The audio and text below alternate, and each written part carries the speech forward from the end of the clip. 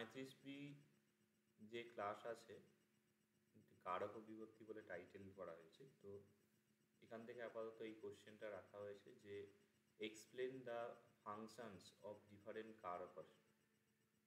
বিভিন্ন যে কারক আছে তার ফাংশনগুলি ব্যাখ্যা করো। গিভিং এক্সাম্পলস অফ ইচ, প্রত্যেকটার উদাহরণ দিয়ে। তোমার অডিওটা অফ করো।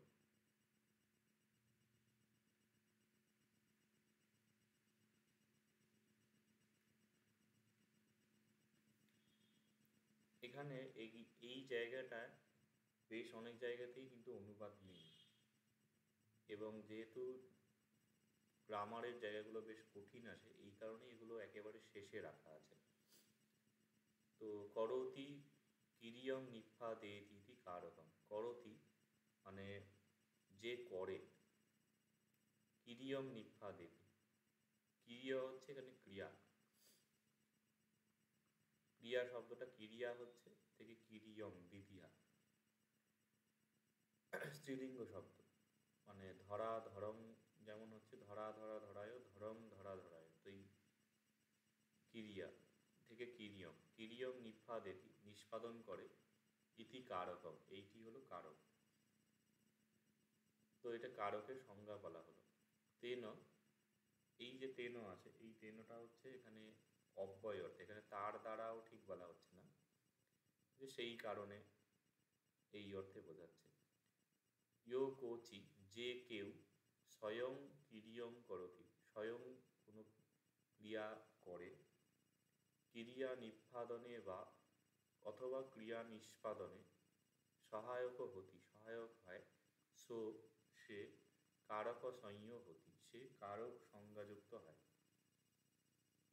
পালি ভাষায়ং, পালি ভাষাতে ছ কারকানি সন্তি ছয়টি কারক আছে। সেই থাকি যেমন কর্তুকারকম মানে কর্তৃকারক, কর্মকারকম কর্মকারক, করণকারকম সম্পদানকারকম, অপাদান কারকম, প্রকাশকারকম চ। তো এইগুলো সবই বাংলার অনুরূপ, কেবলমাত্র অধিকরণ কারকের জায়গায় পালিতে ওকাশ বলা হয়। এতে সংজ্ঞা এইগুলির সংজ্ঞা ভদন্ত কচ্ছায়নেন প্রদত্ত, ভদন্ত কচ্ছায়নের দ্বারা প্রদত্ত হয়েছে। ইয়ো করতি সকর্তা, যে করে সে হলো কর্তা। ইয়ো করতি সো কর্তুসংজ্ঞ হতি। আচ্ছা, এখানে এইটা হচ্ছে সূত্র, যেটা এটা অন্য কালিতে লিখলে ভালো হয় বা একটু হাইলাইট করে কোনোভাবে দেখাতে পারলে ভালো। তো যে করে সে কর্তাটার মূল সূত্র। তো যে কোনো কিছু করে সে কারক মানে কর্তৃসংজ্ঞক হয়। যথা বুদ্ধ ধম্মং দেশে, বুদ্ধ ধর্ম দেশনা করেন, এর তো বুদ্ধ অতি কর্তা, এই বুদ্ধ যে শব্দটা এটা হলো কর্তা। কিছু জায়গায় অল্প করে মানে ভাষা চেঞ্জ করলে ভালো, অথবা করার অভ্যাস করলে আরও ভালো। যেমন যে করে তার কর্তা সংজ্ঞা হয়, এরকম যদি বলা হয়, মানে যো করতি তার, তার মানে তস্য কর্তু সংজ্ঞা হতি, এইরকম ভাবে ঘুরিয়ে লেখা যেতে পারে। এবং লেখাটা ম্যান্ডেটরি হিসেবে বলছি না, কিন্তু অভ্যাসের জন্য। এটা মোটামুটিভাবে পালি ক্লাস যখন শুরু হয় বা পরবর্তী ব্যাচগুলোর ক্ষেত্রে ওটা প্রথম থেকেই বলা হচ্ছে, মানে যখন ছন্দের ক্লাসটা শুরু হচ্ছে, যে এখানে একটুখানি পারলে বাক্যটা একটু অন্যরকম করা বা সেখানে কিছু অ্যাড করা। তোমাদের ক্লাসে বোধহয় বলেছিলাম, তো ওগুলো চেষ্টা করবে। বা যে জায়গাটা কঠিন লাগছে বা নিজে থেকে অর্থ বোঝা যাচ্ছে না সেই জায়গাটাকে চেঞ্জ করে নেওয়া যেতে পারে।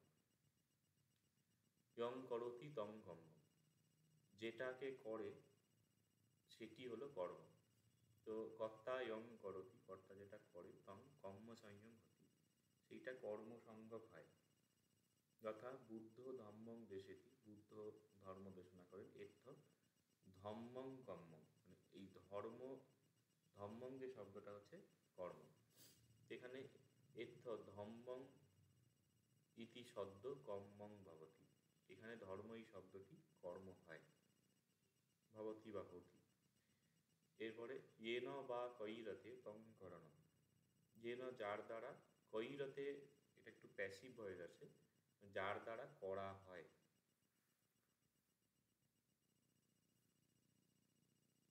তং কম্ম সংযম, সেইটা কর্ম সংজ্ঞাযুক্ত। এই তং করণ সংযম হতি, এটা করণ সংজ্ঞক হয়। এত্থ আচ্ছা, যথা দ্বারক হত্যেন লিখতি। এখানটা বলাটাই ভুল হলো। আচ্ছা, কর্তা এন কম্মং কৈরতে তং করণ সংযম হতি। কর্তা যার দ্বারা কম্মং কৈরতে কর্ম করে, তং করণ সংযম হতি, সেইটি করণ সংজ্ঞাযুক্ত হয়। তথা দ্বারক হত্যেন লিখতি। বালকটি হস্তের দ্বারা লেখে। এত্থ হত্যে নাতি করণ, হত্যেন ইতি করণ। হত্যেন যে শব্দটি আছে, এইটা হচ্ছে এখানে করণ। যস্য বা ধাতু কাম, যস্য যার উদ্দেশ্যে, এখানে চতুর্থী বিভক্তি। ধাতু কাম মানে দাতুং কাময়তি, এরকম অর্থ হয়, মানে দান করতে ইচ্ছা। ধারয়তে কোনো কিছু ধারণ করা হয়, বা রোচয়তে বা বা কোনো কিছু রুচি হয়।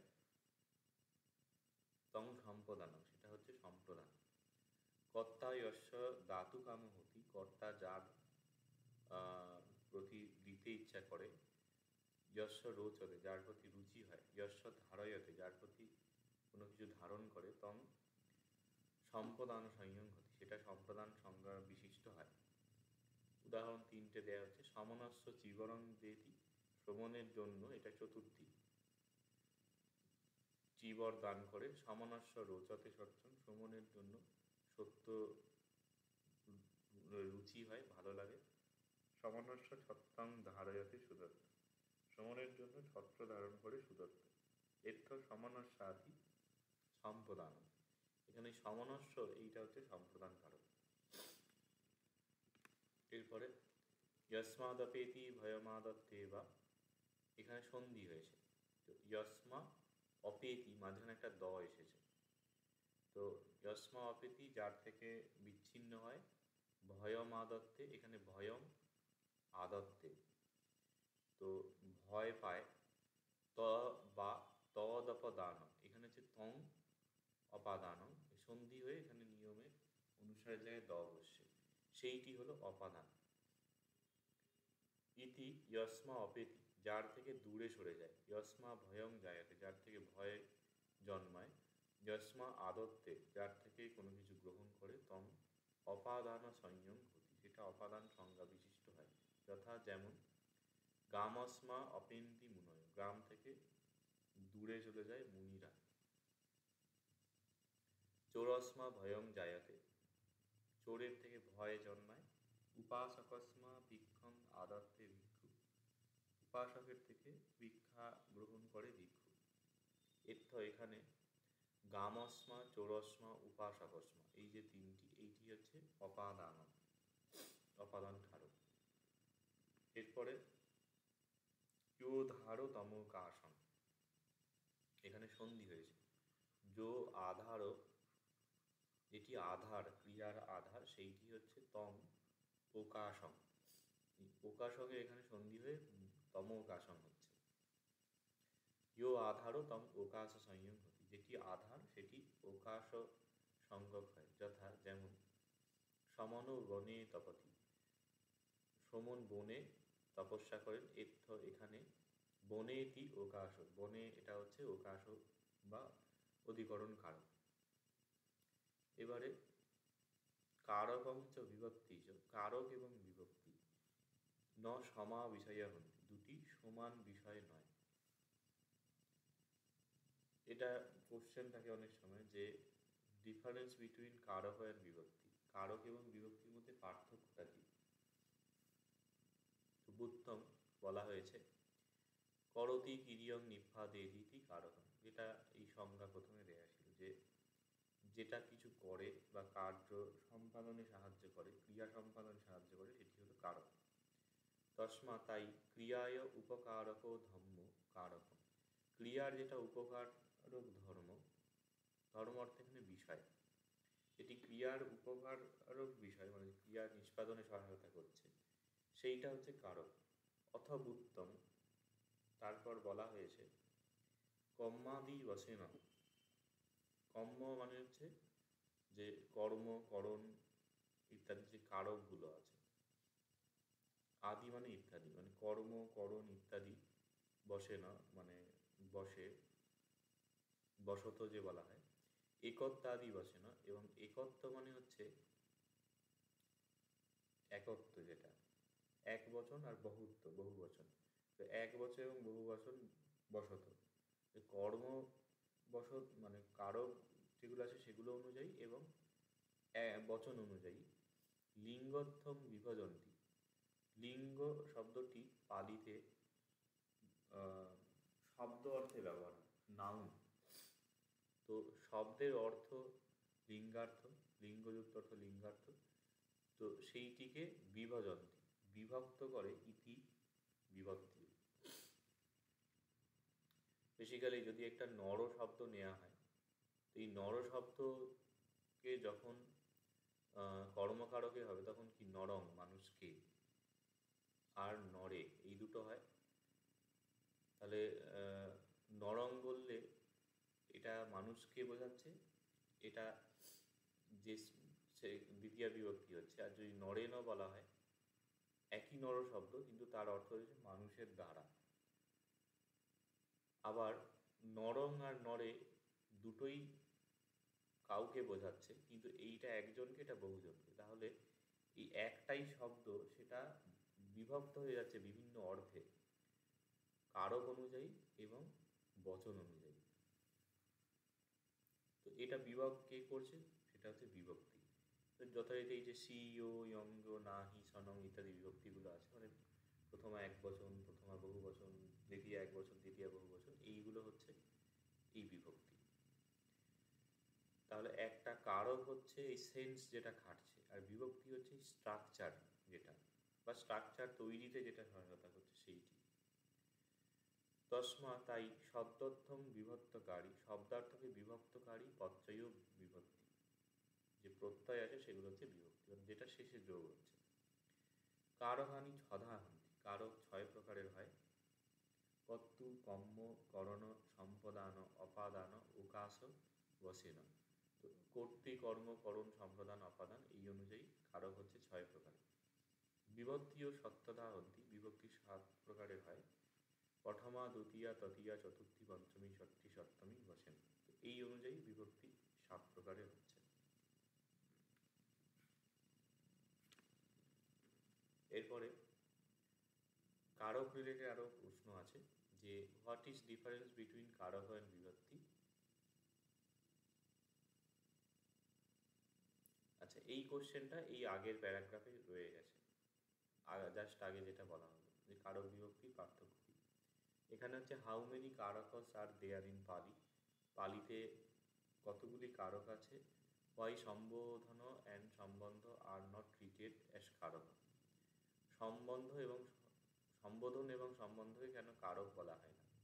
এই কোশ্চেনটা কতগুলো কারক আছে এটা আগের প্রশ্নে দেয়া আছে, আর তো এইরকম অনেক সময় একটা দিয়ে দেয়, সেই জায়গাটা কোনো না কোনো নোটের মধ্যে আছে, মানে এই ছোট যে প্রশ্ন আছে 2-3 লাইনের হবে, সেটা আর আলাদা করে সব জায়গায় অ্যাড করা হয়নি, কোশ্চেনের প্যাটার্ন এরকম থাকে।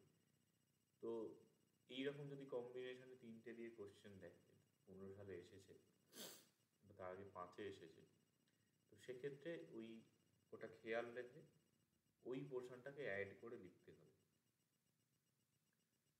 আচ্ছা, এই প্রশ্নটা যে সম্বোধন এবং সম্বন্ধ, যেটা বাংলায় যে হে নর আর ষষ্ঠী, মানে কারক তো 6টা হচ্ছে, তাহলে এইখানে যে আলপন যেটা পড়ে থাকছে আর ষষ্ঠী বিভক্তি, এই দুটো তো কারক নয়, তাহলে এদেরকে কেন এখানে রাখা হচ্ছে সেটা জানতে চেয়েছে।